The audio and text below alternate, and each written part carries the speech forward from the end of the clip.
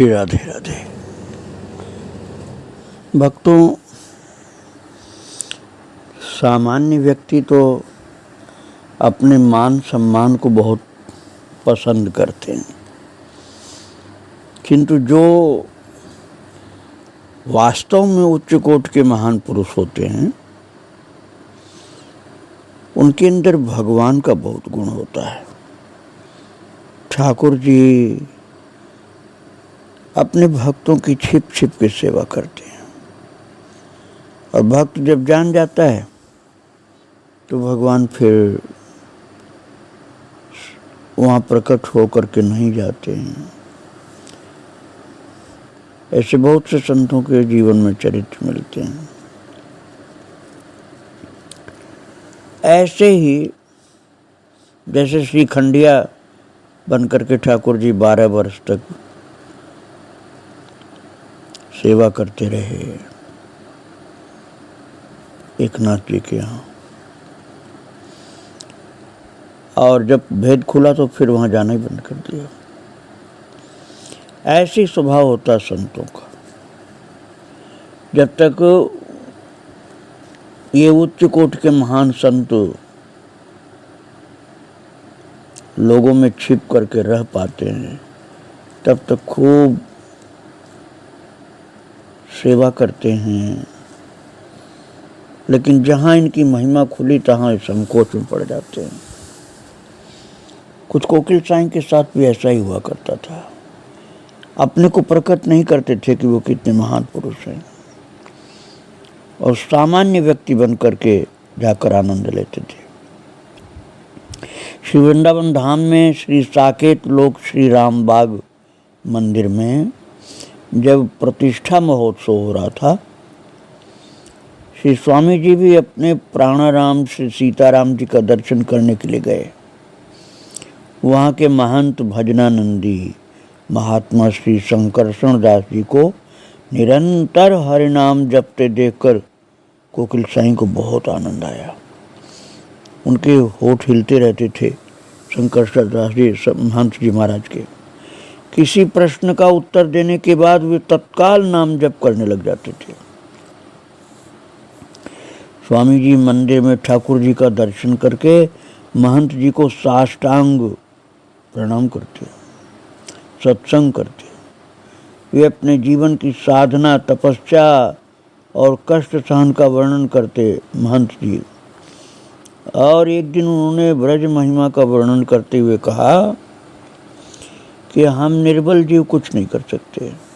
ध्रुव प्रहलाद के समान नाम जप और महाराज पृथु के समान पूजा अर्चा अब कौन कर सकता है। हम आलसी जीव धाम में पड़े हैं, कभी कभी ब्रजरज उड़कर मुख में पड़ जाती है, इसी से कल्याण हो जाएगा। महंत जी ऐसा बोल रहे थे, कोकिल साईं को सुना रहे थे। और महंत जी कभी कभी अवध सरकार की विचित्र कथाएं सुनाते थे और कोकिल साईं ऐसे भोले भाले बन के बैठते थे जैसे कुछ न जानते हों। एक बार श्री कोकिल साईं जी के किसी भोले सरल हृदय सेवक ने महंत जी के पूछने पर स्वामी जी की कीर्ति, महिमा एवं अवध सरकार के चरणों में अगाध अनुराग का बड़े विस्तार से वर्णन करके सुना दिया। उस समय कोकिल साईं जी वहाँ नहीं बैठे थे, तो सेवक ने सब महिमा महाराज जी की सुनाई। और महंत जी ये सुन करके कि हमारे और स्वामी जी के इष्टदेव एक ही, बड़े प्रसन्न हुए। और अब तक तो वो कोकिल साईं को कोई महान पुरुष नहीं जानते थे। अब जब महंत जी ने जान लिया कि ये कोकिल स्वामी जो आते हैं ये तो बहुत महान पुरुष हैं, तो उनके अंदर बड़ा भाव पैदा हो गया, बड़ी प्रसन्नता हुई। और जब वो दर्शन करने आए कोकिल स्वामी जी, तो महंत शंकरशरण दास जी महाराज ने बड़ा आदर सत्कार किया उनका। लेकिन कोकिल स्वामी को ये पसंद तो था नहीं, और समझ गए कि मेरे विषय में सेवक ने बता दिया सब। वो तो प्रतिष्ठा और मान से दूर भागने वाले संत थे। तो उस स्थान पर जब लौट करके आए तो सेवक को थोड़ा प्रेम से डांटा और कहा कि तुमने तो रस ही बिगाड़ दिया, अब तो मैं वहाँ कैसे जाऊँ, वहाँ तो मेरा सम्मान सत्कार होना शुरू हो गया। इसके बाद बहुत दिनों तक स्वामी जी वहाँ दर्शन करने नहीं गए फिर, क्योंकि वो समझ लिए कि वहाँ जाऊँगा तो मेरा बड़ा स्वागत सत्कार किया जाएगा। तो महंत जी के स्मरण करने पर जब महंत जी ने खबर भेजा कि आप आइए दर्शन दीजिए, तो सेवक से कहला भेजा कि वहाँ की मान प्रतिष्ठा से मुझे बड़ा संकोच हो रहा है। तो महंत जी ने स्वामी जी के निर्मल स्वभाव को, निर्माण स्वभाव को देखकर बहुत प्रसन्नता के साथ संदेश भेजा कि जैसे आपको प्रसन्नता होगी हम वही करेंगे।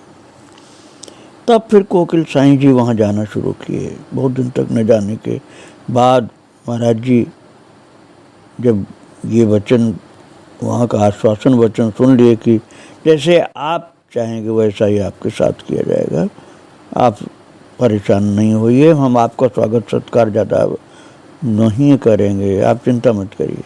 तब फिर महाराज जी जाने लगे।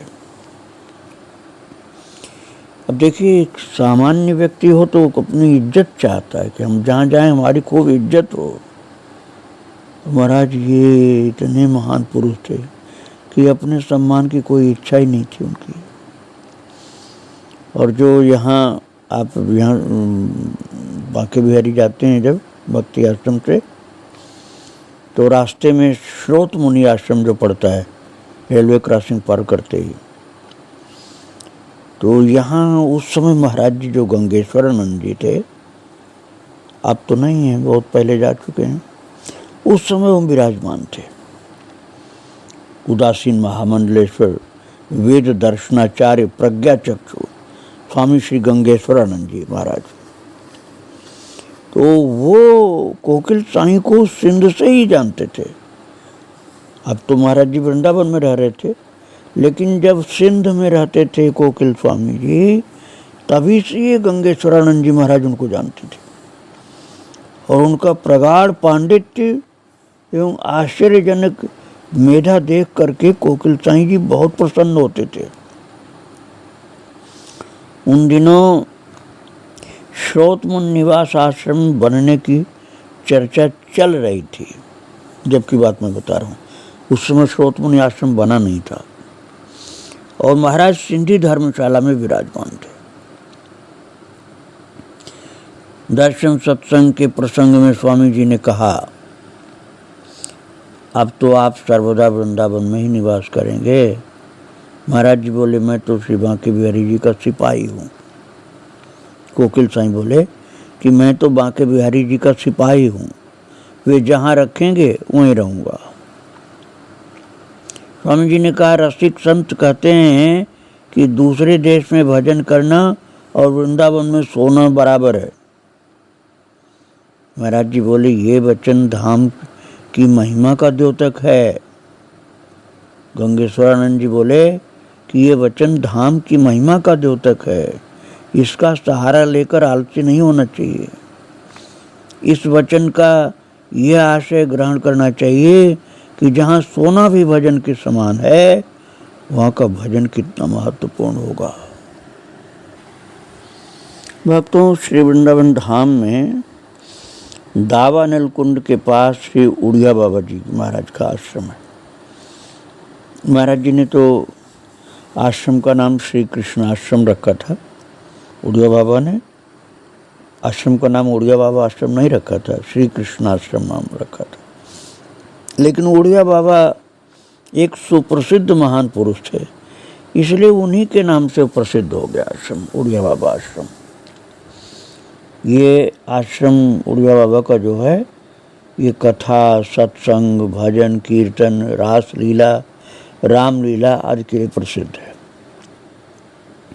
उन दिनों श्री उड़िया बाबा जी महाराज तथा श्री हरि बाबा जी महाराज दोनों ही वहाँ विराजमान थे और दोनों ही उच्च कोटि के महापुरुष थे।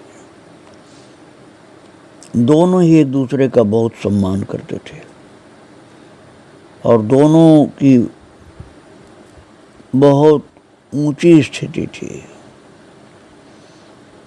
उड़िया बाबा तो ज्ञान के मूर्ति थे, ब्रह्मज्ञानी महापुरुष, और हरि बाबा भक्ति में इतनी ऊंची स्थिति के थे कि जिसको समझना और बताना भी असंभव है। श्री स्वामी जी भी कभी कभी कथा लीला आदि में जाते थे। कोकिल साईं जी उड़िया बाबा आश्रम में कभी कभी जाते थे कथा श्रवण करने और लीला का दर्शन करने। तो दोनों संतों का दर्शन करते, उड़िया बाबा का और हरि बाबा का, तो उनके घनिष्ठ प्रेम संबंध एवं अनुभवपूर्ण बातचीत देख सुनकर गंभीर सुख का अनुभव करते थे। एक दिन किसी सेवक ने कोकिल साईं से पूछा कि श्री बाबा जी महाराज कथा में रास में झोंटा क्यों खाते हैं, अर्थात आगे पीछे झूमते से रहते हैं, जैसे नींद तो नहीं आती क्या उनको? ऐसा तो लगता है जैसे नींद में है। तो कोकिल साईं ने, जो संतों के बड़े पारखी थे ना, तो एक बार ही देखकर उनको पहचान लिया था उड़िया बाबा को। तो उन्होंने अपने सेवक से कहा, अरे पागल, तुम समझते नहीं हो, और आत्मानंद में निमग्न है।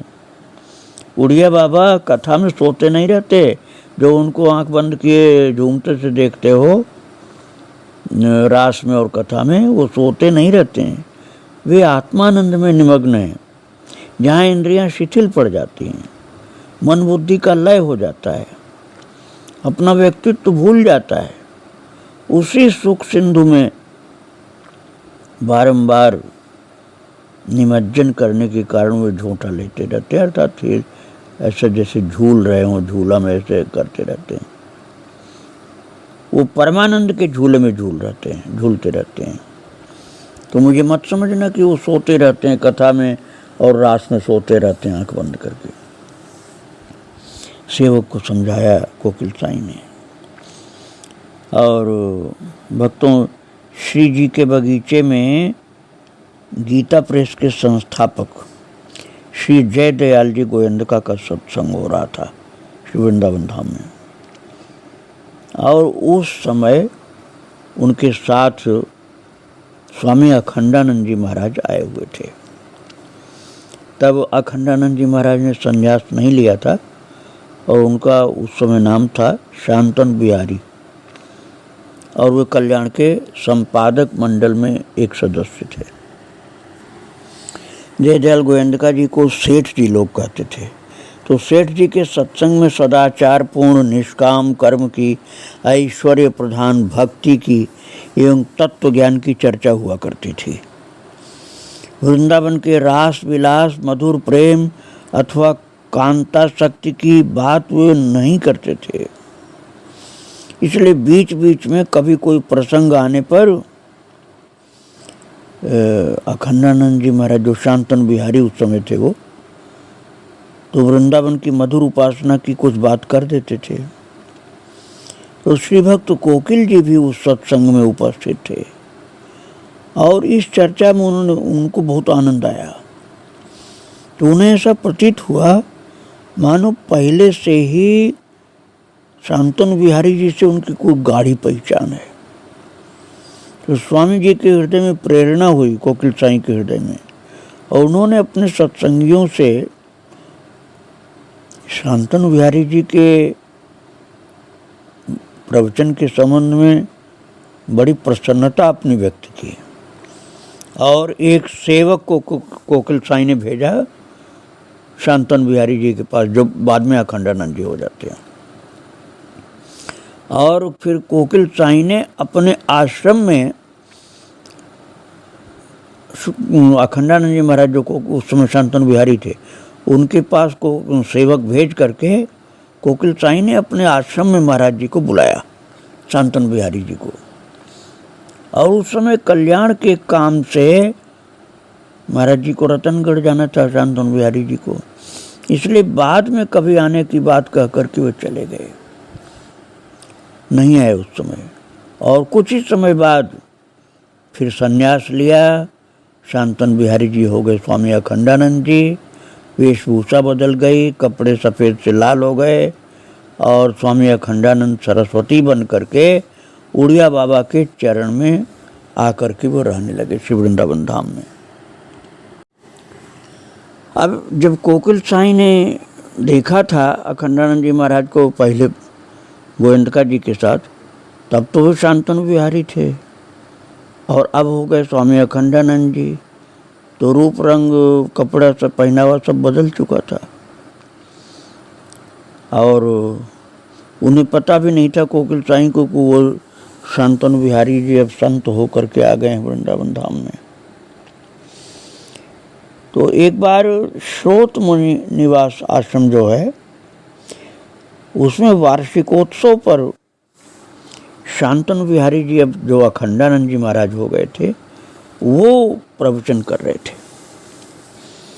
उस समय कोकिल साईं जी वहाँ विराजमान थे। उन्होंने पहचान लिया कि अरे ये तो वही हैं जो गीता प्रेस के संस्थापक जयदयाल गोविंदका जी के साथ आए थे कई वर्ष पहले और अभी सन्यासी हो गए हैं।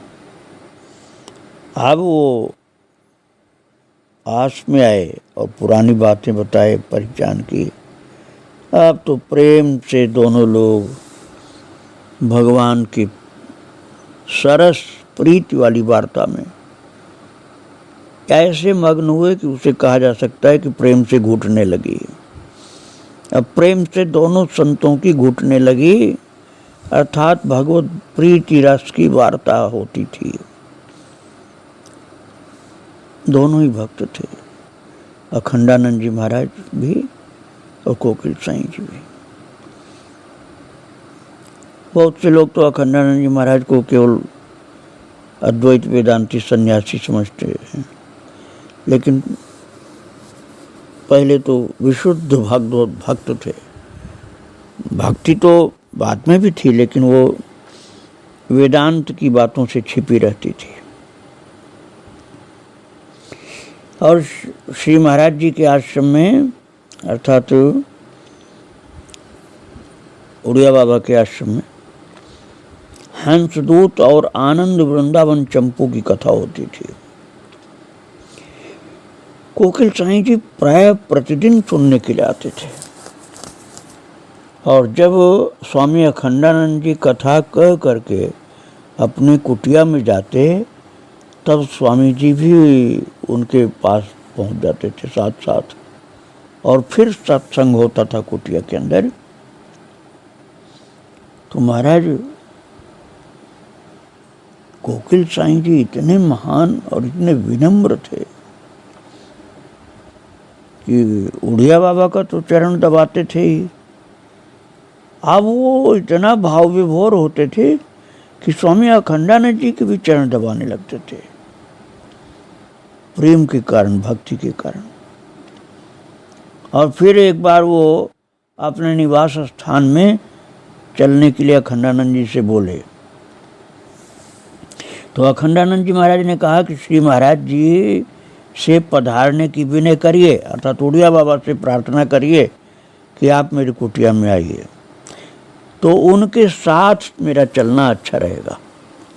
अखंडानंद जी अकेले नहीं गए, बोले यदि हमारे महाराज जी अर्थात उड़िया बाबा चलेंगे और मैं उनके साथ चलूँगा तब ज़्यादा अच्छा रहेगा, अकेले मुझे मत ले चलो। तो स्वामी जी ने कहा कोकिल साईं ने कि उनसे हमारी पहचान नहीं है, हमारी विनती माने कि न माने, इसलिए मेरी पहचान तो कराइए आप। तब अखंडानंद जी उनके साथ गए कोकिल साईं के साथ और फिर उड़िया बाबा से प्रार्थना की कि इनकी कुटिया में चलना है महाराज जी। तो मान गए, उड़िया बाबा तैयार हो गए और स्वामी जी ने स्वागत सत्कार के लिए बड़ी तैयारियां कराई। जब उड़िया बाबा पहली बार गए कोकिल साईं के यहाँ, पहली बार जब गए उड़िया बाबा और अखंडानंद जी, तो कोकिल साईं ने खूब स्वागत की तैयारी की, स्वागत के गीत गाए, नाम संकीर्तन हुआ।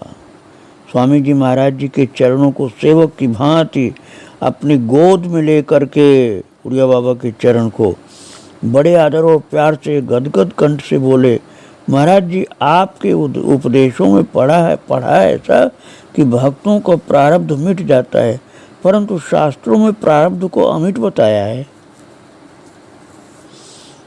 तब श्री उड़िया बाबा जी महाराज बोले, प्रारब्ध तो केवल कर्म दृष्टि से है, ज्ञान दृष्टि से शरीर, पूर्व जन्म और उत्तर जन्म सब प्रतीति मात्र है। केवल ब्रह्म ही ब्रह्म सत्य है।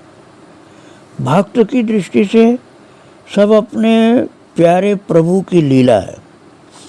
वे कर्म के अधीन नहीं है। कर्म जिसके अधीन है वो कर्ता जीव भी उन्हीं के अधीन है। इसलिए वे चाहे जैसी लीला करते रहते हैं, सब उन्हीं का खेल है, स्वांग है और वही है। इसलिए न भक्त का प्रारब्ध है और न उसका भोग। तो कोकिल साईं ने पूछा उड़िया बाबा से कि महाराज जी, भक्ति का क्या लक्षण है? तो उड़िया बाबा बोले, हर हाल में खुश रहना ही भक्ति है। उड़िया बाबा बोले, प्रसाद ही भक्ति। प्रसाद मतलब आंतरिक प्रसन्नता, जो गीता जी के दूसरे अध्याय में प्रभु ने कहा है। प्रसादे सर्व दुखानां हानिरस्योपजायते प्रसन्न चेतसो बुद्धि परिउतिष्ठते। उसी प्रसाद की बात है। और वो आंतरिक प्रसन्नता भक्ति से होती है, और वो प्रसन्नता सदा तभी रह सकती है जब मन में कोई इच्छा न हो और प्रभु का प्रेम पूर्ण चिंतन होता रहे। तो कोकिल साईं ने पूछा कि महाराज जी, गोस्वामी श्री तुलसीदास जी निर्गुण को सुलभ और सगुण को दुर्लभ क्यों बताते हैं? उत्तरकांड में है भक्तों ऐसा वर्णन। वो निर्गुण रूप सुलभ है, सगुण में जाने को, ऐसा तुलसीदास जी बताते हैं। तो वही बात पूछ दिया कोकिल साईं ने। निर्गुण को तुलसीदास जी सुलभ और सगुण को दुर्लभ बताते हैं, वो कैसे? तो कोकिल साईं से उनके उत्तर के स्वरूप में उड़िया बाबा ने कहा कि सगुण भक्ति में सर्वदा पराधीन होकर रहना पड़ता है। ऊंची से ऊंची अवस्था होने पर भी अपने स्वामी के सामने शील, संकोच, भय, विनय और सेवा से युक्त रहना है। और निर्गुण पक्ष में स्वतंत्रता तथा आत्म सुख है। तर्क प्रधान पुरुष निर्गुण स्वरूप का अनुसंधान करता है और श्रद्धा संपत्ति से झुका पुरुष भगवान के चरणों की शरण ग्रहण करता है। निर्गुण अदृश्य है, इसलिए उसकी किसी क्रिया पर दृष्टि नहीं पड़ती। सगुण प्रत्यक्ष है, इसलिए उसके बाह्य चरित्र एवं क्रिया पर दृष्टि पड़ती है और श्रद्धा का रहना कठिन हो जाता है। यही कारण है भक्तों के महान महान संतों और गुरु के ऊपर भी सबकी श्रद्धा नहीं बन पाती है, क्योंकि सगुण प्रत्यक्ष है, इसलिए बाह्य चरित्र एवं क्रिया पर दृष्टि पड़ती है। अवतार काल में तो कई कई लोग ऐसे भी हो रहते हैं कि भगवान में भी श्रद्धा उनकी सही बनने में बड़ा समय लग जाता है, फिर उनको रोना पड़ता, पछताना पड़ता है और फिर अपने को ठीक करते हैं। विश्वरूप दर्शन जो गीता जी के 11वें अध्याय में है, उसमें अर्जुन कहते हैं कि मैंने आपको समझा नहीं था आज तक, तो मुझसे आपका बहुत बड़ा अपमान हुआ, मुझे क्षमा कर दीजिए। तत्क्षामहे त्वामहम अप्रमेयम्। भोजन काल में, शयन काल में एक साथ आसन पर बैठने में धक्का मुक्की कर दिया मैंने कई बार, आपको भगवान नहीं समझा था। तो अब बताइए, अर्जुन जैसे भक्त भगवान को नहीं पहचान पाए थे, इसलिए तुलसीदास जी ने कहा है कि सगुण जान नहीं कोई, सगुण को जानना मुश्किल होता है। तो तुलसीदास जी की इस बात को कोकिल साईं से बतलाया उड़िया बाबा ने कि सगुण प्रत्यक्ष है, इसलिए उसके बाह्य चरित्र एवं क्रिया पर दृष्टि पड़ती है और श्रद्धा का रहना कठिन होता है। सतयुग में सदगुरु को ही सगुण साकार रूप मानकर सेवा पूजा की जाती थी।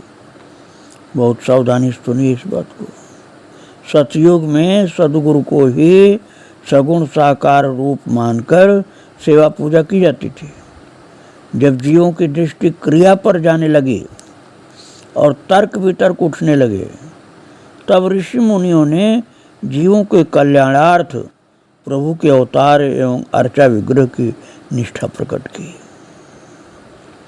निर्गुण कारण है और सगुण कार्य है। इसमें भी सीप से मोती के समान कार्य की प्रधानता है। भक्तों एवं शरणागतों की सहायता तो वही करता है। लकड़ी काम नहीं देती, अग्नि से रसोई बनती है और प्रकाश होता है। महाराज जी उड़िया बाबा तो बहुत ज्ञानी पुरुष थे और भक्त भी थे। तो उन्होंने कहा जैसे लकड़ी के अंदर अग्नि भले ही हो, लेकिन वो काम नहीं देती जब तक अग्नि प्रकट न हो, रोशनी नहीं होती है जब तक अग्नि प्रकट न हो। ऐसी निर्गुण निराकार जब सगुण साकार बन जाता है तभी सब कुछ मिलता है। लेकिन फिर सगुण साकार के गुण दोष दिखलाई पड़ते हैं श्रद्धा की कमी से। निर्गुण निराकार में गुण दोष क्या दिखेंगे? इसलिए निर्गुण निराकार को सरल बता दिया, सगुण साकार को कठिन बता दिया। ये समाधान उड़िया बाबा ने दिया था भक्तों। अब उड़िया बाबा से और कोकिल साईं से आपस में जो सत्संग की वार्ता हुई है, जो बहुत ही मार्मिक बातें हैं, उसको मैं आगे आपको फिर सुनाऊंगा। आज मैं इस समय उड़िया बाबा को और कोकिल साईं को प्रणाम करके यहीं विराम दे रहा हूँ। श्री राधे राधे, जय श्री राधे राधे।